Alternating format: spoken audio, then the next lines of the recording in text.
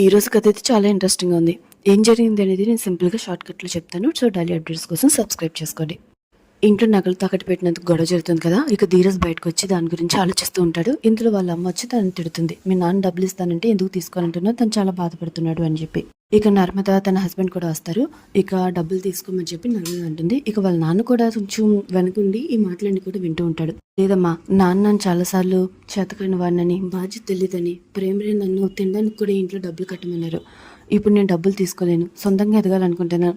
అదేదో పంతంతోనూ నాన్న మీద కోపంతోనూ కాదు, ఆయన అన్నది కరెక్టే, నేను సొంతంగా బ్రతకాలనుకుంటున్నాను అని చెప్పి ధీరజ్ అంటాడు. ఇక నర్మద వాళ్ళ హస్బెండ్ ఏమో ఎటకారంగా మాట్లాడుతూ ఉంటాడు. నువ్వు చాలా లక్కీరా, ఈరోజు నీ పరిస్థితుల్లో నేనుంటే నన్ను బయటికి పొమ్మనేవారు మీ నాన్న అని అనగానే ఇక ధీరజ్ వాళ్ళ నాన్న కూడా కాస్త ఫీల్ అవుతూ ఉంటాడు. ఇక అందరూ కూడా తన దగ్గరికి వెళ్తారు. ఇక సారీ చెప్తూ ఉంటారు. ఇక తను కూడా ఏం పర్వాలేదు, కొడుకులు నన్ను అర్థం చేసుకోవట్లేదు, వాడికేమో నా బాధ అర్థం కావట్లేదు, ఈ చిన్నోడికేమో నా ప్రేమ అర్థం కావట్లేదు అని చెప్పి వాళ్ళ నాన్న అక్కడి నుంచి లోపలికి వెళ్ళిపోతాడు. ఇక ధీరజ్ కూడా ఆలోచిస్తూ ఉంటే తనకు ఫోన్ వస్తుంది. చాలా హ్యాపీగా అక్కడి నుంచి వెళ్ళిపోతాడు. ఇక సుకన్యకి ఇల్లు చూపిస్తానని తిరుపతి తీసుకెళ్తాడు కదా.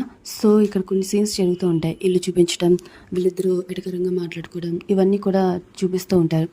సో దాని తర్వాత ధీరజ్ ప్రేమ ఇద్దరు అయితే ఒక ఫైనాన్షియల్ దగ్గరికి వెళ్తారు కార్ తీసుకోవడానికి. అతనైతే చాలా స్ట్రిక్ట్ రూల్స్ పెడుతూ ఉంటాడు. చూడడానికి కూడా చాలా తేడాగా, తన మాటలు కూడా చాలా తేడాగా ఉంటాయి.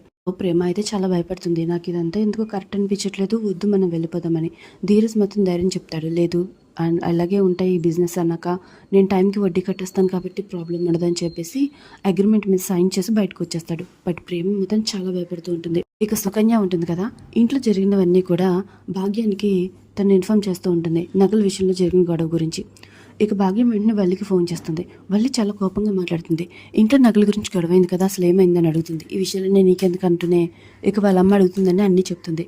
అయితే చివరికి ఏమైందని భాగ్యం అనిగేసరికి ఇక సుకన్య ఫోన్ తీసుకొని నేను చెప్పాను కదత్తా అని ఫోన్ కట్ చేస్తుంది. అయినా ఇలా ఫోన్లో మాట్లాడడం కాదు, మీ ఆయన్ని ఆకట్టుకునే పని చూడు అని చెప్పి సుకన్య అంటే, నేను ప్రెగ్నెంట్ అని చెప్పి మా ఆయన ఇంటికి తీసుకొచ్చారు తప్ప తను నాతో ఏమీ ప్రేమగా మాట్లాడలేదు, అదంతా అంత ఈజీగా అయ్యే పని కాదు అని వల్లి అంటుంది.